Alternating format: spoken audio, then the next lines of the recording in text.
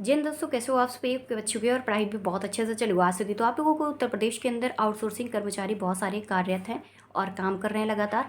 और उनको क्या होता है कि समय से वेतन नहीं मिल पा रहा था और वेतन भी बहुत कम मिल पा रहा था। छुट्टियां तो बिल्कुल ही नहीं मिल पाती हैं। छुट्टी एक दिन वो बेचारे कर भी दें तो उनके तो जानते हो कितना टॉर्चर किया जाता है।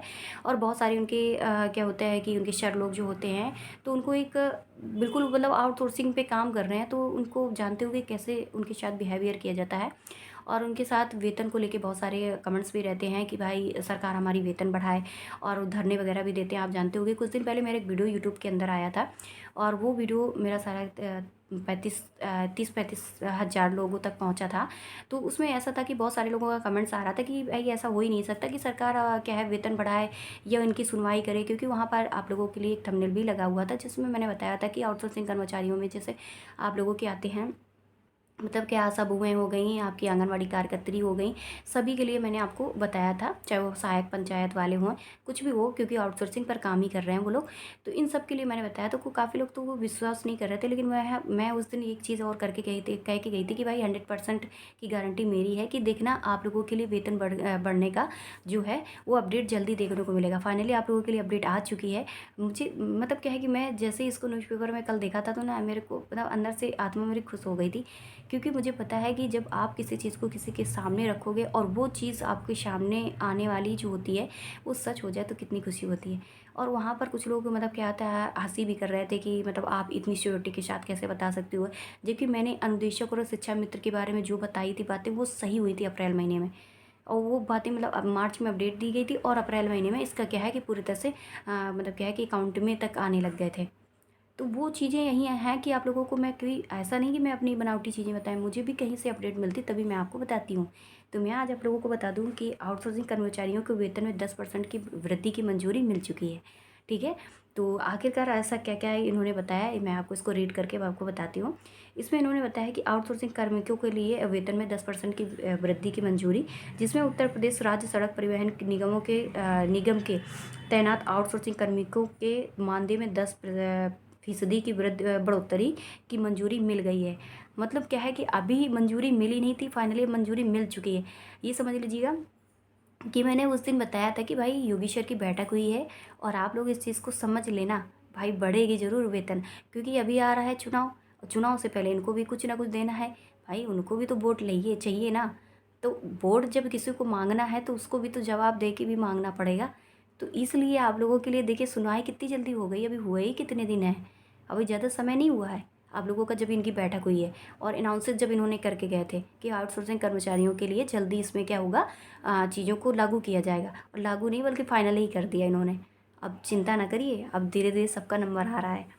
तो इसमें आप लोगों का बताया है बढ़ोतरी की मंजूरी मिल गई है। जानकारी के मुताबिक आउटसोर्सिंग के पद पर तैनात कंप्यूटर ऑपरेटर, प्रोग्रामर, लेखाकार, टैली ऑपरेटर का मानदेय साल में 2 बार जनवरी और जुलाई माह में 5-5% बढ़ेगा। वाह!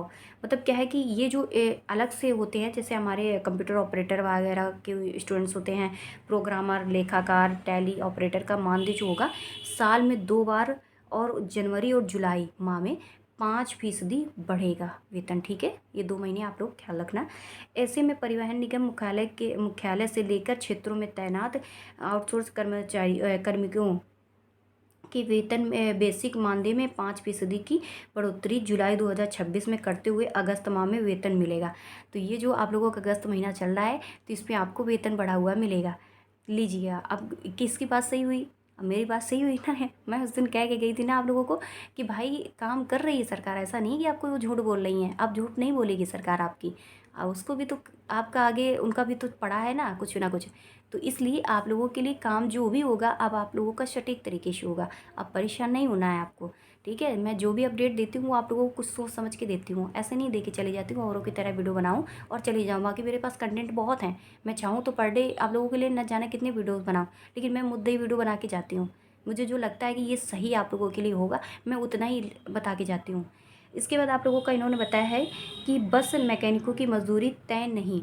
तो इसमें क्या है, रोडवेज बसों में कार्यालय में बस मैकेनिक कार्य रखे गए हैं, जिनमें मानदेय के लेकर ये निर्धारण इनके लिए भी क्या है, मानदेय जो था बढ़ोतरी करने की गुहार लगाई गई है। इन्हीं काफ़ी आप जानते हो कि मैकेनिक लोग काम जो करते हैं आप लोगों के मतलब सरकारी बसों वगैरह के, तो वो होते हैं कि उन बेचारों को उनका भी वेतन बहुत अभी माइनस पे चल रहा है, तो उनका वेतन भी अब बढ़ के मिलेगा। उनके लिए भी क्या होता है, उनकी आवाज़ें उठाई गई हैं और उनके यहाँ तक पहुँचाया गया है कि भाई इनकी गुहार लगाई गई है कि इनके भी वेतन को बढ़ाया जाए। तो ये समझ लीजिए अब स्टार्टिंग हो चुकी है।